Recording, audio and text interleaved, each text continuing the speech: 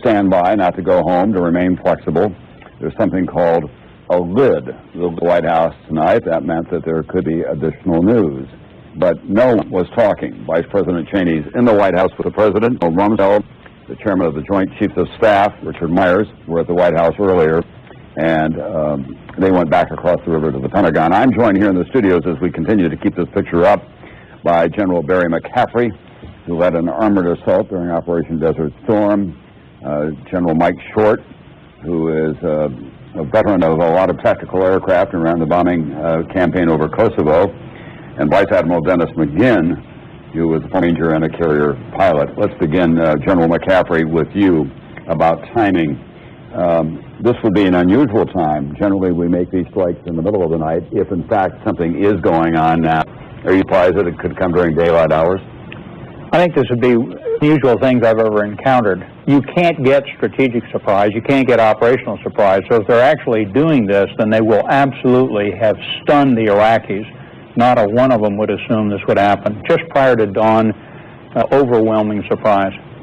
And Mike Short, what would be your concerns as an Air Force commander of flying these kinds of missions during daylight, which we're about to see there? Tom, I would feel I'm giving up the advantage I've got. I own the night. Stealth assets, the B-2 and the 117. We've seen the pictures of downtown Baghdad. The sun is coming up. 117 B-2s will be visible. I not want to give that up. Is it possible that what we're doing here is prepping the battlefield, as Jim Miklashevsky said, and this is not the first wave of what will be the opening stage of the war? Tom, it's certainly possible, but we have been 20 times shock and awe. To just bomb a few targets and prep the battlefield and then back off for 14 hours while we wait for darkness is not my idea of shock and awe. And Admiral McGinn, you've been both a carrier pilot and a commander of a carrier. What about from the Navy's point of view? It's a long way to fly from the Gulf up to Baghdad, for one thing. It is, but thank goodness for the great jointness of Navy and Air Force. We have great tanker support. Tom, I think if this is the beginning of the campaign, it's probably because of the investments we made in technology, specifically standoff weapons and their accuracy and their rapid targeting since the Gulf War. All right, let's go to NBC Jim Miklashevsky, who's been listening to all of this, and he is getting some information as well. Peter Arnett in Baghdad. Let's go to Peter. Tigris River around the presidential palace. This is clearly an indication the Iraqis are under the impression that they're under attack. Here again, you can hear the audio of that anti-aircraft fire. The Iraqis do have surface-to-air missiles, Soviet-designed systems, SAM-2s, 3s, 8s. They have much anti-aircraft attack, have machine guns, heavier device to fire into the sky. As of yet, no bombing, but intense fire that we're hearing right now. Mainly this fire is on the southern part of the city, nothing in the center of the city yet, but the southern extremities of the city, much fire here. I see some reflected light as well that looks like it could be some kind of ordnance exploding on the ground, as well as the AAA fire that you're talking about. Are you seeing any of that, Peter? I'm not getting a signal from good audio from you, Tom, if you're listening to me. But now very similar scenes from the Gulf War of 1991 and the bombing of 1998, traces going into the sky. Clearly preparation. The radar, presumably the Iraqis have picked up something moving towards this location, and they're firing to intercept it if they can. All right, Peter, I'm just going to continue to talk, and then when I call for you all, if you're only hearing me faintly, we want to remind everyone that we do expect now, I'm told, to hear from the President before too long at the White House. NBC Jim Miklashevsky, as you look at these pictures, tell us what you're hearing at the Pentagon. Well, Tom, we're getting somewhat of a confused picture from various sources in the U.S. government and the U.S. military. What we're told, Tom, is that whatever is planned tonight, whether it's prepping the battlefield or whether it's the start of the war, that the initial attack that we're talking about tonight would apparently involve small numbers. That was a short time ago, small numbers of possible B-52s, possibly stealth fighters, even possibly cruise missiles. There were still some people, as of just a short time ago here in the Pentagon, who were describing this still as prepping the battlefield. Now I heard from our panel of experts early that this is not shock and awe, but I can tell you that we were also advised very early on that any invasion by the U.S. would be totally unconventional. A lot of this would be unexpected. And there were times, we are told, when the U.S. would actually launch airplanes at Iraq in which it in fact may not be the start of the war, but just an attempt to light up the Iraqi air defense systems, see what they've got, and keep the Iraqis off guard. Now, at this point, it is totally unclear as to what the Iraqis were shooting at exactly, but we were told earlier this evening that the airstrikes, if there are airstrikes against Baghdad tonight, would involve small numbers of U.S. military aircraft and possibly cruise missiles. Thanks very much, NBC. Jim Miklashevsky. What about the role of the B-52 here, John? Tom, the B-52 is our cruise missile carrier. It carries 20 conventional air-launched cruise missiles. This is the heavy 2,000-pound warhead, the penetrator, and the deep warhead capability. So we may be shooting maybe 200 of these things at deep and buried targets, taking down some radars, going after command and control nodes, and again, as Jim said, lighting up their radars, see what they do. We're about to learn a lot more. Here's Ari Fleischer at the White House. The opening stages of the disarmament of the Iraqi regime have begun. The President will address the nation at 10:15. Well, the war is underway, but it is not underway in a manner in which we anticipated. We were told that there would be shock and awe. Obviously, this is part of a new way of waging war against Iraq. We have an air campaign that appears to be underway tonight.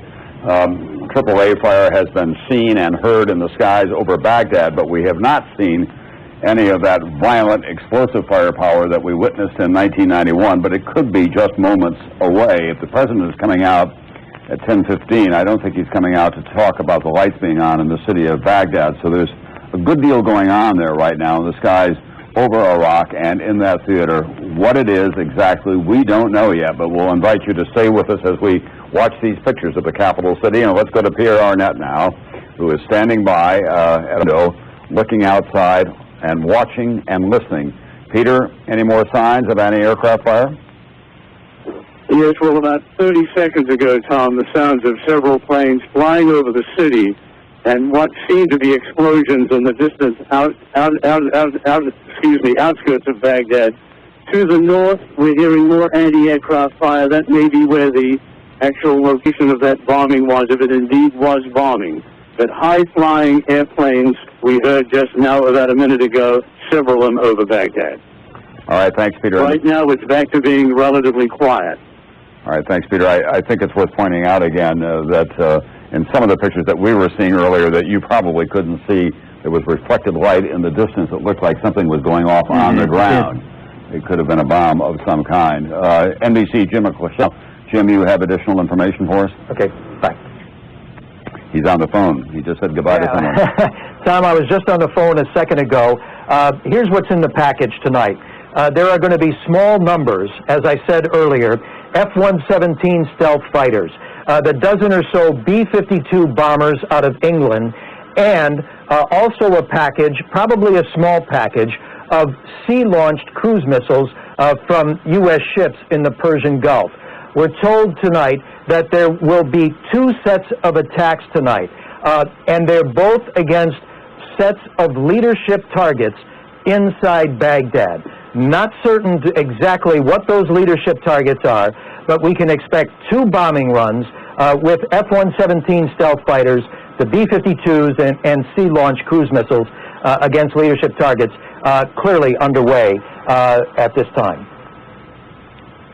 All right, thanks very much, NBC Jim Miklashevsky. Watching all of this as well, the man who was in charge of the American war in 1990, 1991, General Norman Schwarzkopf.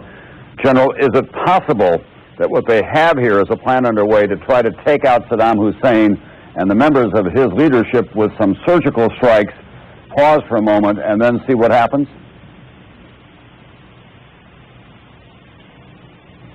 I thought we had General Norman Schwarzkopf, but perhaps we don't. You do. I'm on. Okay. Yeah, I just heard just only part of the report that Jim had gotten from the military. Let me take you through it if I can then. Jim was saying that we're going to have a small package tonight of F-117s, B-52s, a smaller number, cruise missiles, 2 sets of targets, primarily leadership targets that are in Baghdad, and that it will come in 2 waves. We know that the president's going to come on at 10:15, so the war effectively is underway. Is it possible that they're thinking that they can take out the leadership in surgical strikes, pause, hoping that the country then will rally around the United States, or that the other defenses will collapse? Yeah, well, as you can understand, this is completely opposite what we did in Desert Storm. We, in fact, massed all of our forces and came screaming in at 2:30 in the morning with everything we had. So this is a very, very interesting tactic, and it seems like, just as you say, maybe they hope to really surprise some of the leadership targets and catch them before the onslaught happened and they all went underground. Barry McCaffrey, you're here as well. What would you think of that kind of an approach? Well, you know, I'm actually in shock and awe myself. I can't imagine that, you know, we've been talking about this for 3 weeks, so they certainly surprised me, and I think these other 2 flag officers. That may be exactly what they're up to. You know, the intel has been trying to find the leadership targets for the last 30 days. Huge effort to vacuum up data. And if this is what we're up to and it works, it would be a terrific gift to the Iraqi people. Not only that, and we don't know exactly what here, but the fact is it would be a political stroke as well, because it would mean that there would be a minimal amount of civilian loss, and it would be that the target is the Iraqi leadership and Saddam Hussein, and it's not war against the Muslim population of Iraq. But as I say, we don't know exactly what is going on. We only know that there are planes in the air, that Baghdad apparently has been hit at least on the periphery of it, and maybe some of those leadership targets are out there, and that some fire has been sent off as well. Mike Short, tell us a little more about what other kinds of assets that we have behind these F-117s and the B-52s and the cruise missiles that Jim Miklashevsky talked about. Well, Tom, I think they're probably being supported by jamming aircraft, the EA-6Bs, that would jam the radar systems and prevent them from acquiring the targets if they were able to do that. Probably also F-16s and F-18s that shoot missiles that attack radar sites, the HARM missile, and I think you'll probably see that escorting these aircraft in. So this will not simply be the strike assets that Jim talked about. I think there'll be support assets with them to get them in and get them out. All right, well, we've just gotten a report, in fact, from some of our sources that a U.S. official has told NBC News that radar jamming and other electronic attack aircraft began operations at 9:31 Eastern Time about 20 minutes ago. That's just about the time that we saw the planes over Baghdad. The initial strikes will include a combination of B-1 bombers, B-2s, B-52s, air and sea-launched cruise missiles, standoff weapons, F-117s attacking key nodes of air defense, and national command in and around, and also in the south, which is where the ground war is going to begin. Is that in keeping with what you would expect, Admiral McGinn? It is. The timing is a little bit off. I share a little bit of that shock and awe that General McCaffrey mentioned before, but I think that's the whole point of it, that we shouldn't fight the war we fought 12 years ago, and we should go after their weaknesses. And we are fighting this in a supercharged political context, after all. The United States is out there with Great Britain, with a lot of people being very critical of the idea that the United States is going to war, and what many see is a preemptive strike, others going so far as to say this is the act of an imperial nation. So there are political sensitivities that are going to be involved here as well. Let's go to NBC's Campbell Brown now, who is at the White House. Campbell, what are you hearing there? Tom, we are expecting, as you know, to hear from the President at 10:15 Eastern Time. We expect that address will be from the Oval Office. That's what officials had originally said, as they have been planning this. This is in a speech that they have been working on for some time now. It was described to us as being very similar to how the President addressed the nation after military strikes began in Afghanistan. You'll recall it was about noontime on a Sunday the strikes began.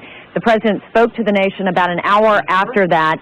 He is going to try to convey to the American people tonight, first of all, telling them that the strikes are underway, what's involved, but also about the sacrifice involved. It will be the first time he's really talked about that at greater length than we heard in his original speech.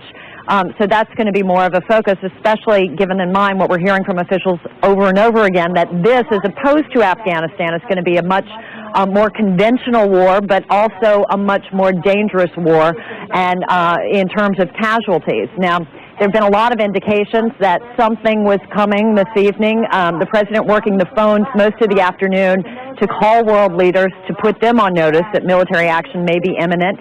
In addition, all the top military commanders were here with the president, Secretary Rumsfeld, General Myers. Until late this evening, Vice President Cheney is still here at the White House, remained here all evening. All of the key staff were with the president in the Oval Office until late in the evening, so no one was getting any sense that they should be leaving work tonight. There was definitely a feeling around the White House that something was going on. I think the timing, as you've heard other people say, caught many people by surprise, because the expectation is always there that this would happen in the evening. But the president has always conveyed his impatience with the UN and with the lengthy process that went into disarming Saddam. So it follows with what the president has always gone past. He would be ready to take action immediately. Tom? Thank you very much, NBC's Campbell Brown. There has been so much talk in this administration about the United States reorganizing itself to fight the special wars of the 21st century, the war on terrorism, rogue states with weapons of mass destruction. That certainly was the case in Afghanistan, in which we saw special operations officers on horseback riding the battle with a coalition that was put together with millions of dollars delivered by CIA agents, and CIA agents involved as well. We have been told in the past several days that CIA operatives, at least, are in the south of Iraq, where they are spreading money around and encouraging the regular Army units to lay down their weapons, to put them in a place and to point them in the right direction, and then go to their barracks and stay just there. So what we're seeing here may be the first stages of another form of unexpected and unconventional warfare. U.S. officials are telling NBC News tonight that the attacks earlier today are intended to flush out the Iraqi leadership, to provide a confusing picture of the main attack, which will come later, possibly tomorrow. And whether that comes all at once with heavier air attacks and ground attacks, we don't know for sure. Here's the tape of what was going on in Baghdad earlier. You can see anti-aircraft fire, modest by Baghdad standards, really. And air raid sirens were sounding.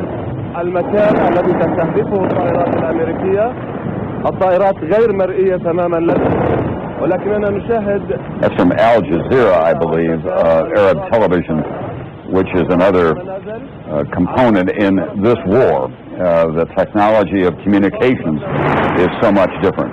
Every screen around the world probably tonight carrying these pictures at this hour. It will be the most televised event probably in the history of mankind, this war that is playing out live. Monty Miggs is standing by. He is a retired Army general, of course, who was a colonel during Operation Desert Storm, leading an armored assault across the desert sands. He's standing at a map now, and he's going to give us some perspective on where the American ground forces are and how far it is to Baghdad and what's critical between where they are now and where they need to get to. Monty? Tom, it's 400 miles from Kuwait to Baghdad, and you've got to go through some pretty rugged terrain here that's very wet. It's cross-compartmented, and it'll take some work, but our people know how to do it. I'm intrigued by the combination we're seeing tonight, perhaps a decapitating attack, as General Schwarzkopf pointed out, before people actually leave and go underground. And who knows what's happening in the ground, perhaps activity to invest Basra, or very active special forces activity to try to turn the political environment in some of these areas. And it's also worth pointing out, Monty, that we're only seeing live pictures of Baghdad. There could be a hellacious scene going on in the south of Iraq at this hour, where a lot of those air defense installations are located, right? Well, that's absolutely right. Down in this area, that could be going on. I'd be interested to know in the pattern around Baghdad how much of it's in the west of the city, where a number of the command and control centers and the intelligence agencies are located.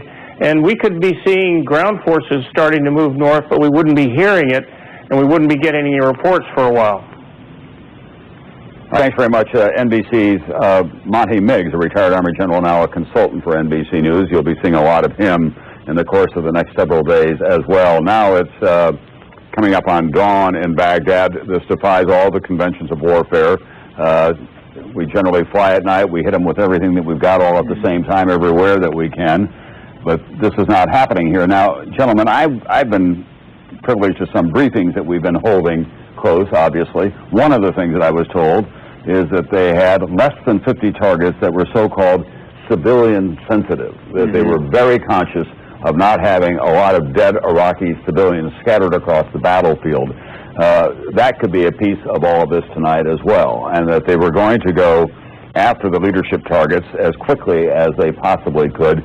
And with this new targeting that they've got and the new ordnance that they have, they think that they can be much more surgical than they were just 12 years ago. Do you agree with that, Mike? Tom, I do. 12 years ago, 10% only of our munitions were precision. Everything else was, again, what in our business we call dumb bombs. The figures are exactly reversed this time. 90% of the munitions that the coalition will use against Iraq are, in fact, precision munitions. So we can pick the corner of a building and the floor we want to put in, if that's what we desire to do. And, Admiral, again, one of the things that we don't want to do is to destroy the infrastructure of Iraq, because in a few days we're going to own that country. Absolutely, Tom. In military campaign planning, you always talk about centers of gravity, and I think in this case, it is the Iraqi leadership that is the center of gravity.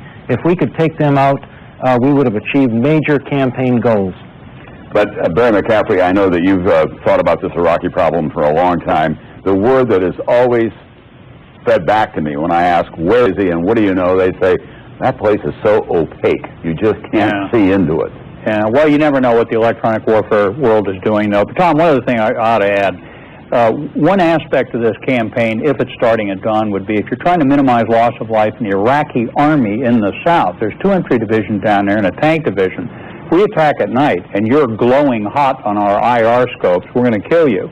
In daylight, they should be able to get these 2 infantry divisions in Basra and Al-Nasiriyah to surrender en masse. So that may be another aspect of a daylight attack. Counterintuitive, it's not what we do, pretty cunning. Saddam Hussein, it has to be said as well, is also cunning. He's a guy who survived for a long time.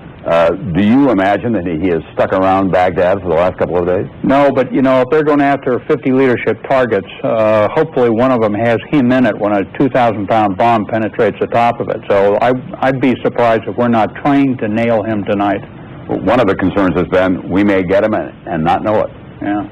Well, there ought to be an awful lot of back chatter of people who are relieved who'll say the bad guy's gone, now we can switch sides. Yeah. The other thing is, it occurs to me that we may have gotten some electronic information from inside the leadership. Sure. They've been dialing the cell phones, they've been talking to him on the internet, they've been doing whatever they can, and a lot of those people sitting around the table with him presiding and taking notes frantically have got to be thinking, why am I here? Yeah. Exactly. Also, I think, Tom, that they have predicted we were going to do just what we've been telling you we were going to do, and probably about 3 o'clock in the morning Baghdad time, they all got together, had a drink, and said, well, they're not coming tonight. Yeah, that's true, too. Let's go to Peter Arnett, who is in Baghdad now, where the sun is up, Peter.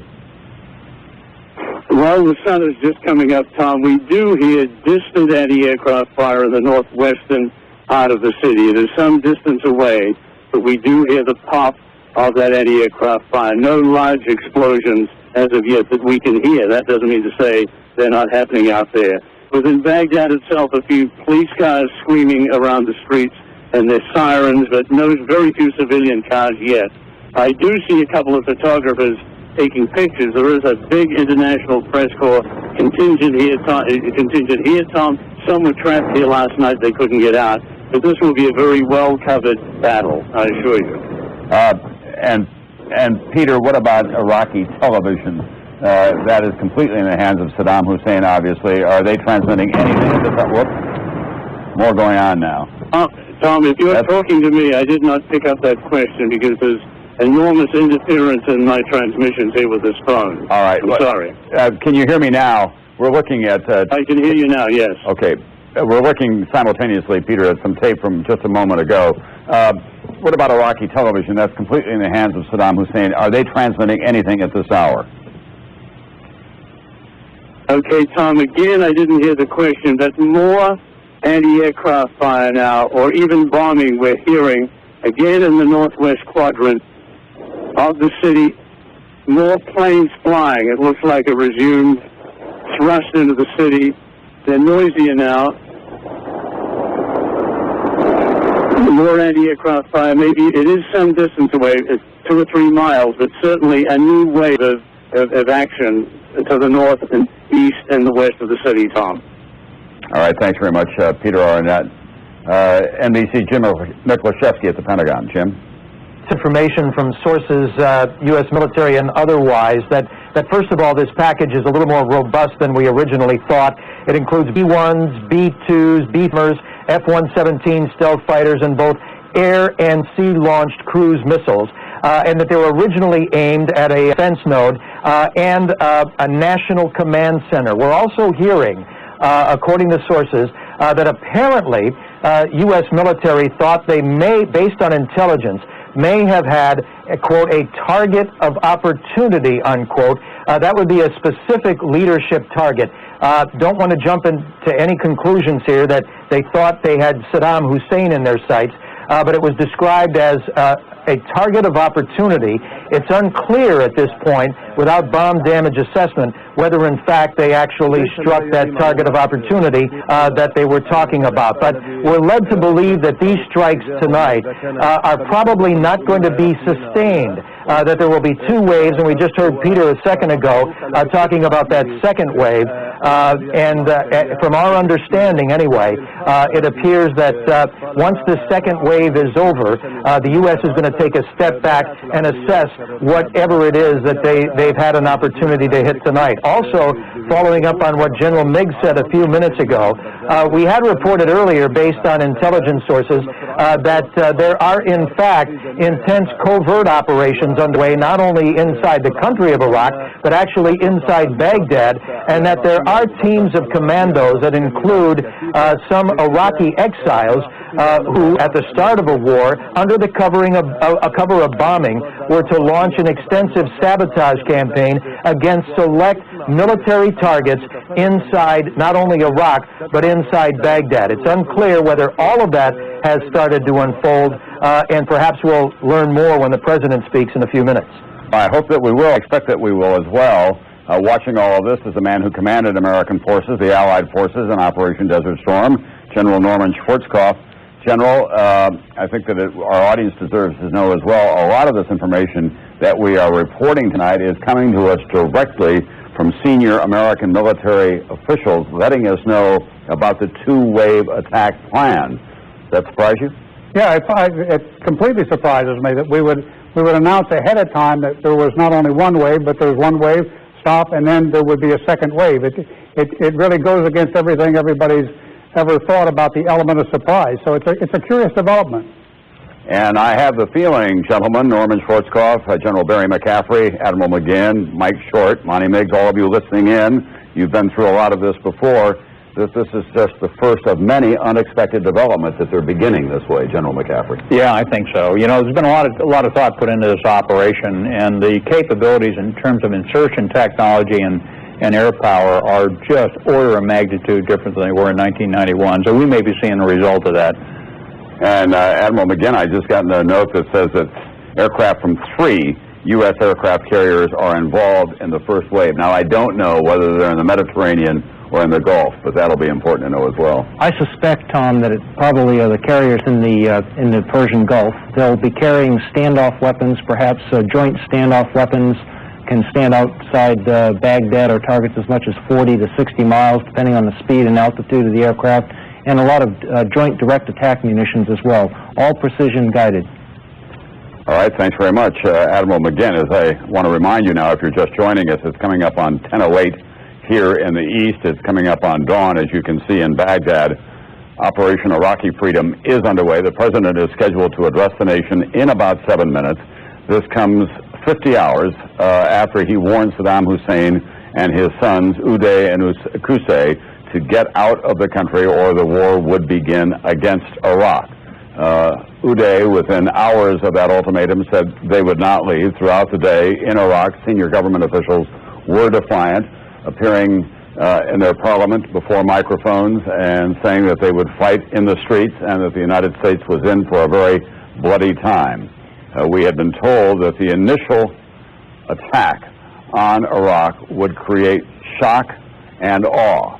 It may still. On the other hand, that might have been part of what they call PSYOPs, psychological operations of some kind, and they're coming at them in a very unconventional fashion at this hour. NBC Jim Miklashevsky at the Pentagon, when did you get any sense that this could happen tonight? Well, earlier this evening, actually the Pentagon emptied out and many of the officials went home, leading everybody to believe that that there was no action imminent tonight. We were still here working at the NBC booth and started to sort of get the vibes, and we were calling around about something quite unrelated when we got some tips that, in fact, the President was going to take to the air tonight and announce that, as Ari Fleischer said a minute ago, that the disarmament of Iraq has begun. But there are additional reports now, Tom. Don't know if they're reliable. They're apparently quoting the Iranian news service, reporting 3 massive explosions on the Al-Faw Peninsula, which is down south there, very near the Persian Gulf, sort of wedged between Iran and Kuwait. That, of course, is one of the primary initial areas in which U.S. troops would try to move up through Basra. Again, unconfirmed, the Iranian news agency, not necessarily always reliable, but given the events tonight, it certainly wouldn't be unusual. Jim Miklashevsky, I've just gotten a very intriguing note here from David Schuster at CENTCOM in Qatar. British defense officials there say they are stunned and believe that this was a target of opportunity based on intelligence information. Yeah. So this might have been a surgical strike that was outside the envelope of the original plan because they had a shot at getting somebody, whether it was Saddam, no, and so they launched, and then that may have triggered successive waves as well. Someone who knows a lot about flying a tactical fighter over hostile territory is Senator John McCain, who has been a vigorous supporter of the President's policy in Iraq. And it was just 30 years ago this week that he returned home from his long and punishing imprisonment in North Vietnam. General McCain, I know that you're still a student of military strategy. Are you surprised by the way this is beginning? Yes, I am, but when you think about it, I think it's logical in that we have such precision weaponry, number one. Number two is that we must have some pretty good intelligence information. And number three, it has the possibility of decapitating, which would then make, I think, the challenge significantly less difficult. And I was interested in the report you just heard about Basra, because I think if they crumble at Basra, where they're known to have less control, then it could mean that this task may be much less difficult than we had anticipated. And political consideration has always been a major component. It is in any war, but especially in this war, because of the fact that we were going in there with just the British effectively as our allies, with a lot of feeling that we had overstepped. And I think that it's even more critical, as you say, because if we can minimize the loss of civilian lives and minimize those casualties, I think it will have a very beneficial effect on how this conflict is judged. Clearly, neither time nor expenditure of funds or lives is on our side, and so this may be a bit of a roll of the dice, although I'm not sure what you have to lose, since we have sufficient forces to pursue what most of us had anticipated, and if it succeeds, it could really circumvent a lot of difficulties. But very interesting evening. Thanks very much, Senator John McCain of Arizona. Could I just say, Tom, our young men and women are in harm's way now. We wish them every success. All Americans support them and are behind them, and we know they will do well, and we know they're the very best we have. However anyone feels about this war, I know across the country, at this critical hour, that's a view. Thank you very much, Senator John McCain. 3 absolutely horrendous explosions were heard tonight in the city of Arv-Kandar, which is in southern Iraq, the city of Faw, actually, also the town of Arv-Kandar.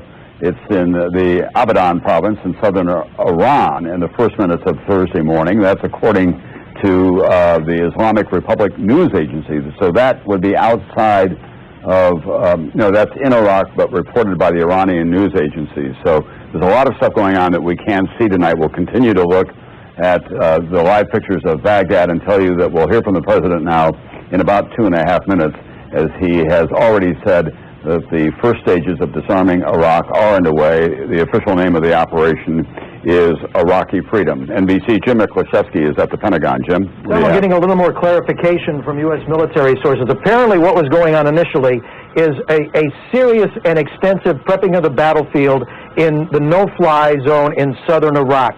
That was the initial operation tonight. But at some point, U.S. intelligence detected what they called a target of opportunity. The hint here that it could have been a senior or very senior member of the Iraqi regime. Nobody's using the name Saddam Hussein, but that there was a target of opportunity in Baghdad, and that's why the attack was undertaken in Baghdad.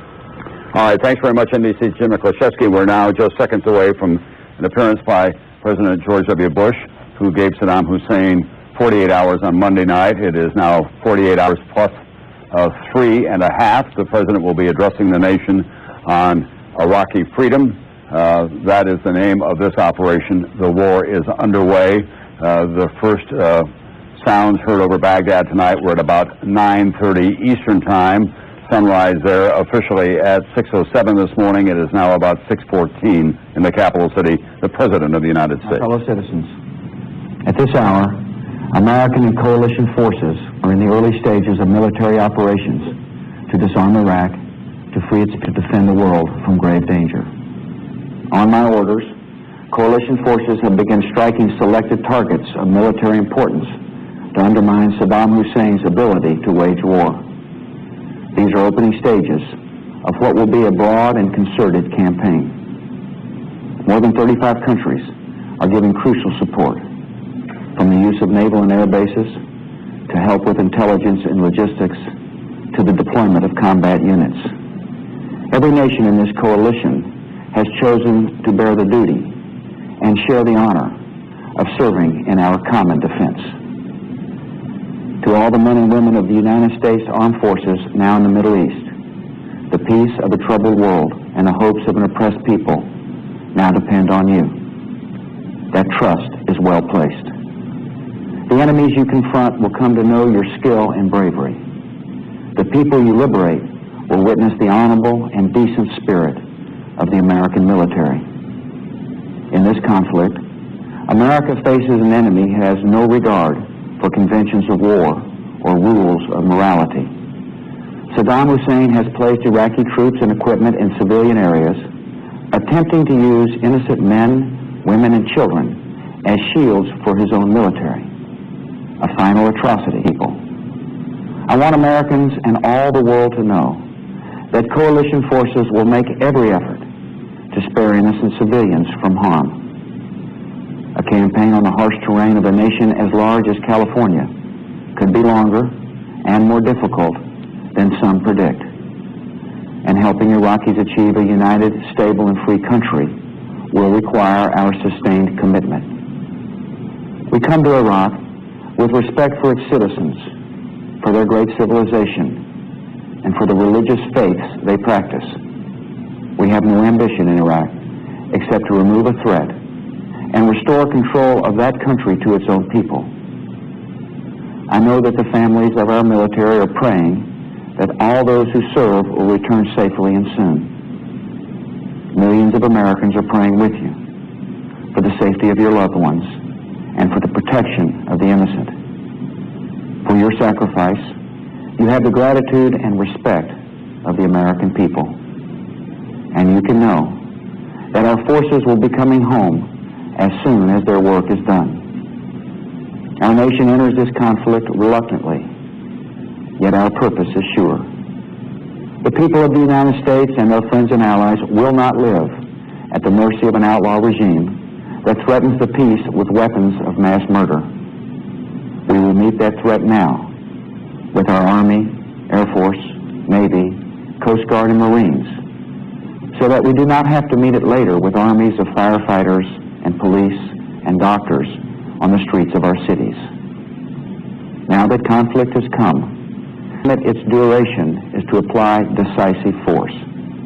And I assure you, this will not be a campaign of half measures, and we will accept no outcome but victory. My fellow citizens, the dangers to our country and the world will be overcome. We will pass through this time of peril and carry on the work of peace. We will defend our freedom. We will bring freedom to others, and we will prevail. May God bless our country and all who defend her. President George W. Bush speaking tonight from the Oval Office as we look now at the morning skies Thursday in Baghdad. The attack is plainly underway. It does appear that the attacks in and around Baghdad were as a result of a target of opportunity developed by American intelligence. It does appear that there are heavier air attacks now against military targets, probably in the south of Iraq, although Peter Arnett, who's watching and listening all of this from his post in Baghdad, said that there was some activity northwest of Baghdad as well. The President said that this could be a longer and more difficult fight than some have anticipated in a country that is the size of California and that will have a sustained commitment to our operation in Iraq. But he reminded the American families that their loved ones would be coming home as soon as the work is done. He then paid praise, obviously, to the men and women in American uniform, and he said to the Iraqi people that we have respect for you. That is an important part of the consideration here, because they're going to have to run this country once they take control of it, as everyone expects that they will.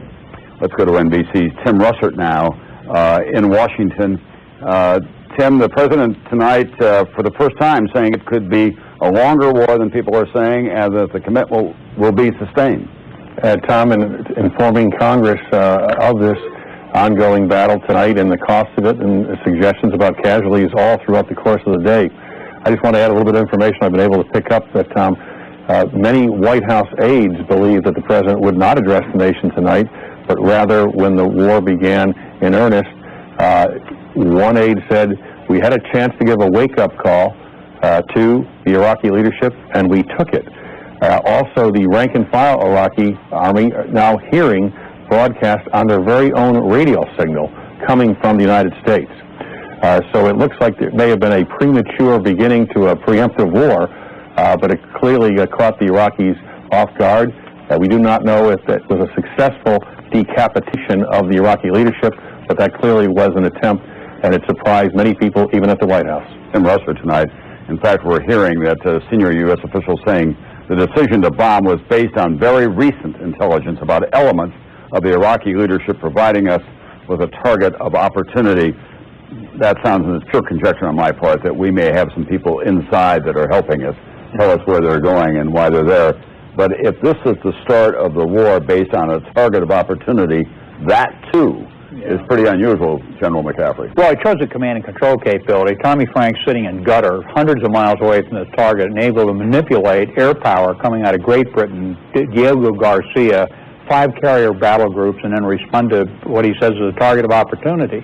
Remarkable. Also, it shows to me, the flexibility of air power, that we were, as Jim said, attacking targets in a southern no-fly zone, prepping the battlefield, and then apparently on very short notice, we swung to targets in the heavily defended Baghdad area, probably kids getting their targets in the air and being told to turn right instead of left, and you'll have jamming support and a B-2 along with you, and they went to the target set. I don't think this was something we worked up 12 hours in advance. This happened very quickly, and my guess is the airplanes were airborne when they got new orders and new targets. But is that part of the contingency planning, Admiral McGinn, that you may have to start something sooner than you'd like to because you do get a target of opportunity, or something goes awry over here, so it triggers in motion lots of other parts to the battle plan? Absolutely. Flexibility is the key to warfare, particularly warfare in the 21st century, Tom. The networks that General McCaffrey mentioned enable this. Quick decisions on the fly, audibles, if you will, that can take advantage of opportunity targets when they present themselves. All right, Admiral McGinn, we're going to take our audience back through what we were all witness to about an hour ago at this time. This was the scene in Baghdad before the sun came up. Peter Arnett, who's working for National Geographic Explorer and NBC News, was watching all of this. Let's listen to the tape and watch it first, and then I'll talk to Peter. There's initial sirens here, Then we had some anti-aircraft fire in the eastern side of the city, an explosion in the center of the city, which could have been anti-aircraft firing into the sky. That was 5 minutes ago. Nothing's happened since then. Peter Arnett, now it is dawn, and I don't know what scene you have. I can just tell you that we're looking out over some of the memorials and the broad corniche of Baghdad, and to a fairly clear sky there, some cumulus clouds. What are you seeing now on the streets of Baghdad, and are you hearing anything on local radio, or is there anything at all on television?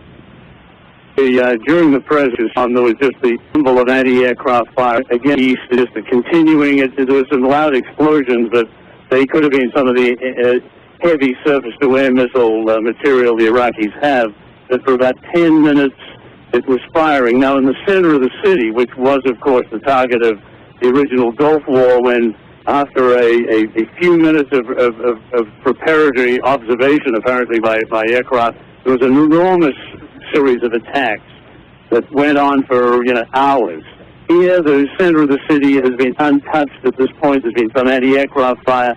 Clearly, whatever action there has been to the northeast and to the northwest, and, as I said, 10 minutes of pretty heavy anti-aircraft fire while the president was speaking. Otherwise, there is daylight in Baghdad.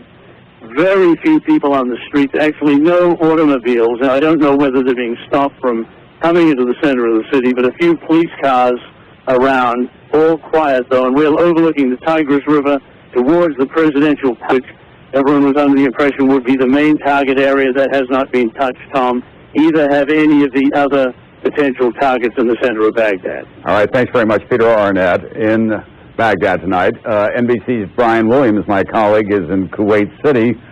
Brian, we were talking earlier tonight about the possibility that as those planes lifted off from the carriers out in the Persian Gulf, you may be able to get a sense of them flying over the Kuwaiti territory. Any unusual activity in the skies over Kuwait? We've been so keen, Tom, to listening for any of that all evening long. No, there was no evidence this evening that there were overflights. I had the room open and the door open in my hotel room, and we had an incident out of the street here tonight, made everyone jump 3 feet in their chairs.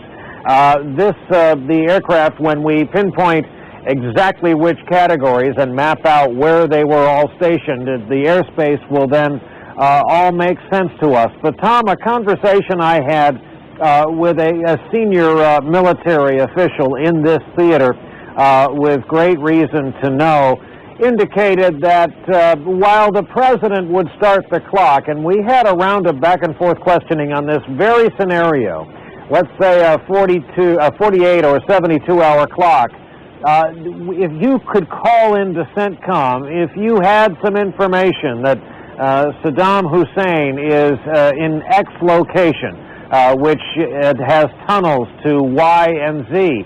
Could that kick off the ball game? And this official confirmed that. So it sure appears that this is an ad hoc part of a much larger choreographed military adventure that goes. So many people have said it is laid out like a concert, like a Broadway show. These armaments come out of here, this ordnance gets dropped there. So I think that is what we're seeing from here, but nothing directly over Kuwait City, at least not yet. All right, thanks very much, NBC's Brian Williams in Kuwait City tonight. That whole business about how you stage a battle plan, one of my favorite quotes from Norman Schwarzkopf is he said a lot of analysts talk about choreography when it comes to battle plans, that you have a ballet that people go out on the stage and it all begins just as you'd like it to, and then, in the words of General Schwarzkopf, some SOB comes up out of the orchestra pit with a bayonet and starts chasing you around the stage, and all the choreography goes to pot in a hurry. So that's what we can expect, even with overwhelming superiority in the skies and on the ground, and certainly at sea. Something probably will go awry, but tonight we don't know exactly what is going on, except it does now appear there was a target of opportunity in the Baghdad area, and American warplanes took advantage of it. NBC's Jim Klashevsky at the Pentagon now. Jim? Tom, U.S. officials trying to put together little bits and pieces of this are now telling us that The attack was aimed at, quote, elements within the Iraqi leadership, unquote, at a meeting early this morning in Baghdad. And again, while officials that we talked to refused to confirm that the target was actually Saddam Hussein, it's hard to imagine that U.S. bombers would have attacked Baghdad in the fashion that they did and on such a short notice, unless there was intelligence that indicated that the target itself might be Saddam Hussein. And given the history of Saddam Hussein, we know that he moves around quite frequently late at night, holds meetings at all hours of the night and early morning. So one could speculate that the target itself was indeed as high as Saddam Hussein, again going back to the description as, quote, elements within the Iraqi leadership, unquote. And as far as whether they were successful in this raid, U.S. officials say it's just too early to tell. They don't have any immediate bomb damage assessment, is what the military calls it, to see if they, in fact, did get who they were after. All right, thanks very much, NBC's Jim Miklashevsky. Let me just quickly, before we go to Fred Francis in northern Iraq, General Mike Short, how do you get bomb damage assessment in hostile territory like this? Tom, in this case, I think we're looking for electronic intelligence. We want to listen on the nets and see if we hear cell phones coming up, if we hear radio chatter. We'll get photographs and infrared returns of the target that we hit, but we want to see if they're still communicating. There are frequencies he talks on, frequencies his sons talk on. We want to see activity there or no activity there, or a call that we intercept saying, hey, there's been a problem with our leadership. Our leaders have been taken out. And at some point we may have to get on the ground before we can make any... Absolutely. We may have to go in and count bodies. Yeah. All right. General Mike Short, who's going to be with us, he's the retired Air Force general who ran the bombing campaign in Kosovo. We're going to go now to northern Iraq. NBC's Fred Francis is there. It's a critical part of this battlefield. It's the home base of the Kurds, and they have lots of ambitions, and they're caught between Iraq and Turkey. Fred, what are you hearing up there tonight, if anything, about all of this? Well, we are not any overflights, and that's what surprised me, because overflights would indicate we were getting some packages coming in here. But what we have known for the last several days, in fact, operating in this area for the last 6 weeks, is we are near a major intelligence base here in northern Iraq. And what we have learned at NBC News is that on a very regular basis, sometimes several times a day, U.S. intelligence agents have been working in and out of Baghdad, specifically about what we've been talking about. Where are the leadership following the trails? What targets of opportunity? That's something that we did not have in 1991, the ability to move in and out of Baghdad, the surrounding areas with both U.S. intelligence agents and foreign nationals. And that base is set up here last summer, 175 miles north of Baghdad. And I know with firsthand knowledge that that has been used, U.S. intelligence agents going in and out of Baghdad to do precisely that. Secondly, we knew that part of the operational plan was that if... Now you can win tickets to Smuckers. Go to WCSH6.com, click on the Smuckers... ...time, take out nodes of communications all around Baghdad. There are fiber optic lines put in over the last couple of years, Chinese. These fiber optic lines were thought to be secure by the Iraqis, and one of the first points of an attack, if you have to go early, is to take out their communications, and that is just a guesstimate. But if you're aircraft in a package coming from carriers using cruise missiles, and we have not seen that much over Baghdad, is probably taking out those nodes of communication. Tom? Fred, let's talk about the ground forces up where you are. You were with the Kurdish forces, obviously. What is going to be their role in the war once it begins to move on the ground? Well, in fact, just the Kurdish forces to protect at least 3 airfields here in the north, because the particular target in the north, the city of Kirkuk, the ancestral home of the Kurds, is approximately 60 miles from where I am. The Kurds want that back, but they have told the United States military that they will just do backup and force protection, meaning when the United States sends either airborne or ground troops to Kirkuk in the opening phases of the war, the Kurdish forces and forces in this area will protect the airfields and take prisoners. They expect prisoners to be taken in huge numbers up here since there are no Republican Guards divisions up north, so the regular Army is going to be overwhelmed with approximately 100,000 prisoners. At least that's the plan. The Kurds are going to take care of them. The only combat the Kurds are going to be involved in, and helped by the United States, is one area of rebels, Al-Ansar. Remember that Secretary of State Powell talked about Al-Qaeda, an Al-Qaeda enclave between some 700 trying to link Al-Qaeda with Baghdad. Well, there are 700 Islamists there, and they've been fighting the Kurds for some time. On D-Day, the Kurds were promised by the Americans that would give them some air cover to take them out. We have not heard that that has happened overnight. Tonight, I said earlier, greater than Desert Storm, so it's going to take more time. You've got some obstacles we didn't have to deal with previously. And Baghdad's a big city. If you really have to go in and root somebody out of there, even if you're getting help from the Shia majority there and some people who have come to it's going to be a delicate operation that's going to longer.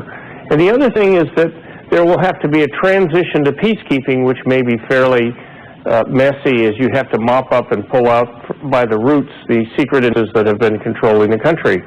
I'm intrigued by this decapitation gambit tonight, by the necessity for really exquisite intelligence. We know that Saddam Hussein has a habit of being very, very surreptitious. He hides well, he moves, he's got a security network around him that's very intense and very good. If our intelligence was good enough to track him and act that quickly, that's going to be a major story that probably won't come out until after this is over. All right, thanks, retired Army General Monty Meigs, who's an NBC News analyst. Let's go to Tel Aviv now to NBC's Martin Fletcher. Obviously, is a critical piece of all this during Operation Desert Storm. The Israelis sat anxiously as Saddam Hussein rained Scuds down on them. At the request of the United States, the Israelis did not strike back. This time they feel more secure. Martin was reporting that earlier tonight. What are you hearing on Israeli radio and television this morning? Is this getting the same attention there that it's getting here, Martin? They're reporting the news here big time. Of course, they're paying very careful attention to what's going on. So far, there's been a reaction here in Israel. It's early in the morning here. The night had just ended. They were instructed by the Home Front Command, as they went to bed, to turn on a certain channel on the radio, which they called the silent channel. And on that channel, they were going to hear any news that the Army wanted to give them in terms of alarms, of Scud missiles being launched here, maybe any instructions to the public. Now, that silent channel is still silent, so Israelis have not been woken up to go to their shelters. They haven't been told to do anything special. In fact, we've just been told that the Israeli schools will resume as usual after a 3-day holiday. School kids will go to school, so Israel's trying very hard to keep life normal. They say it's not their battle. They're hoping that Iraq will not attack.